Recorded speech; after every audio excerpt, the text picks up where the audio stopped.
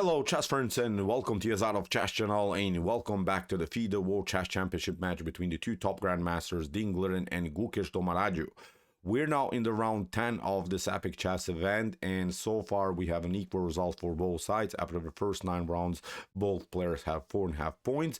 And after this 10th round, we'll see only 4 more rounds of classical time format chess if nothing dramatically changes. If this match, of course, ends with a drawish result, then we would have this additional rapid games, which happened in chess history in the World Chess Championship match between Magnus Carlsen and Sergei Karyakin, but also in the World Chess Championship match between Magnus Carlsen and Fabiano Caruana. So I think both players are, of course, not immediately thinking so much about this potential rapid games, but I think they have somewhere prepared what they're going to do if this match reaches the additional rapid games. If someone wants to win now this game already in this first 14 rounds, someone has to start to complicate things. I think we have seen now in the last couple of games two solid approaches by both sides without taking chances, without taking risks in the early stage of the game. So fair draws, we have seen solid draws without really an open battle now by both sides, and that's exactly, I think, also what happened today. Ding played with the white pieces and Gukesh with the black pieces, and we had again a solid London system. So with white here, Ding opened with move d4, knight to f6. Here we have a normal development. Now after this move d5, we have now the popular London system here by Ding Liren. We have e6, and now after move e3, here Gukesh breaks now the center with the move c5. We have now bishop to e2, and now after bishop to d6, an attack against the bishop. Here Ding goes into this line with d takes c5. And when I analyze the game at home, I always search for more complicated game for both sides. I really tried somehow to spice up the game for both sides. And now in order to keep somehow the pawn structure balanced, to keep somehow madness on the board, black should go here with this line, bishop to f4. Gukesh played bishop takes c5, which is a more, I would say, positional approach to the game. Bishop to f4 and e takes f4 leads now into this line, queen to a5, knight to d2, and then you pick up this one.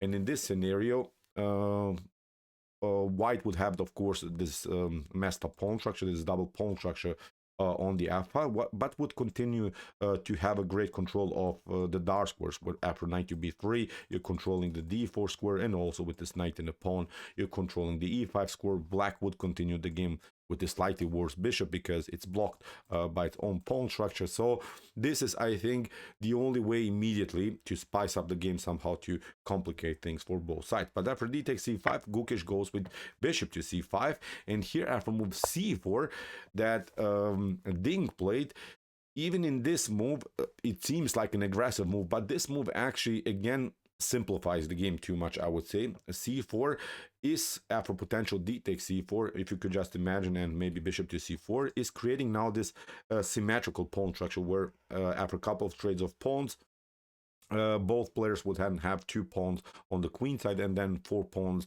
on the king side and also in the center of the board. So it would be a 2 symmetrical position, and symmetrical positions when it comes to pawn structure lead often into this drawish endgame. So after c4, in order to again maybe somehow complicate things here for black, you could try d takes c4, then after queen to d8, king takes d8, and knight to e5, an attack against this pawn. You could try here bishop to b4, and now both players would then continue the game with this messed up king, with the king in the center of the board without castling so far. And I think again this game should be pretty equalish now for both sides. But okay, here after move c4, Gukesh plays now kingside castling. We have now castling also by Ding, and now knight to knight to c6.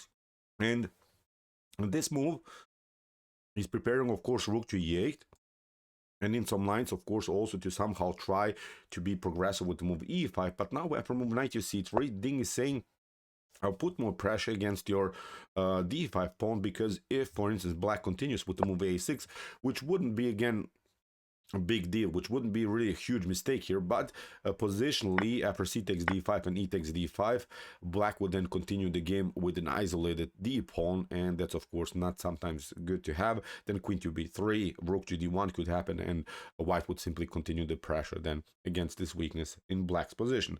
But after knight to c3, and interestingly, what Gukesh could have played as a very, very nice attacking idea is to play queen to e7. And this line is very, very sharp. It's very aggressive. Then after something like c takes d5, you play rook to d8. And then after e4, you prevent maybe the most bishop to g5.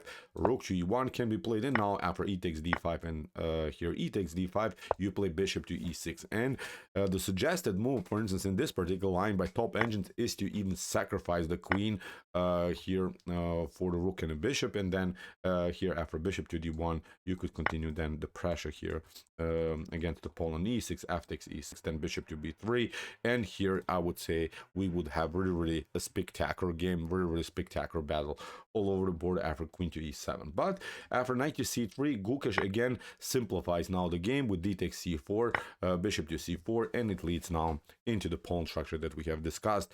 Two pawns on the queen side, perfect symmetry, 4 pawns here in the center of the board and also in the on the king side, and now I think it's a pretty equal position again now for both sides. But okay, Gukesh battles against this bishop on f4. We have bishop to g5, and now after bishop to g5, Gukesh makes now not a mistake or something. Every line I think now is pretty drawish, but again here after bishop to e7, the game becomes now, I would say, simply too drawish.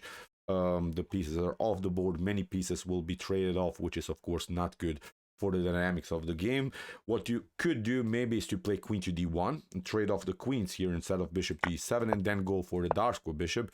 Then you simply retreat and then you attack the bishop further. You can also try here to move g4, knight to g3. You could try maybe h takes g3, king to g7, and then g4, and maybe we could have a game. We could have then maybe a slightly more aggressive game now for both sides. But again, the position when it comes to computer relations is pretty equal. But after bishop to g5, now the game becomes more and more simplified. Knight to f6, and now knight to f6 is now a completely new move in chess history.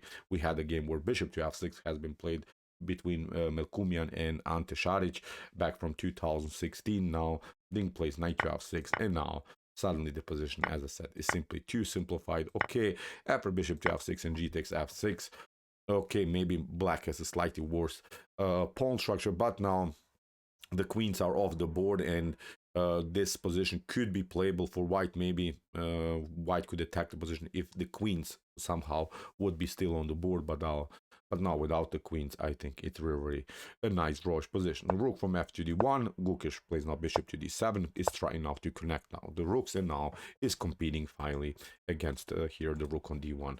On the d file, rook takes d8, rook takes d8, king to f1. Gukesh is of course also going towards the center of the board with the king to f6, and now bishop to e2. Even if you try in some lines to play bishop to b5, could be tempting maybe to put more pressure against this knight.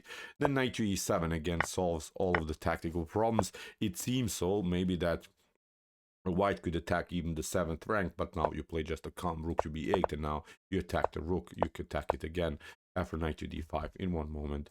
White has to give up the attack on the 7th rank. Again, I would say completely drawish position. So that's why bishop to e2 here by Ding. We have knight to e7, g3. Here Ding keeps now all of the pawns on dark squares where it cannot be of course attacked by the light square bishop. Rook to c8. Now the pieces are again off the board, which we really don't like if we want to complicate things further, but now nothing can be done. Knight to d6 here.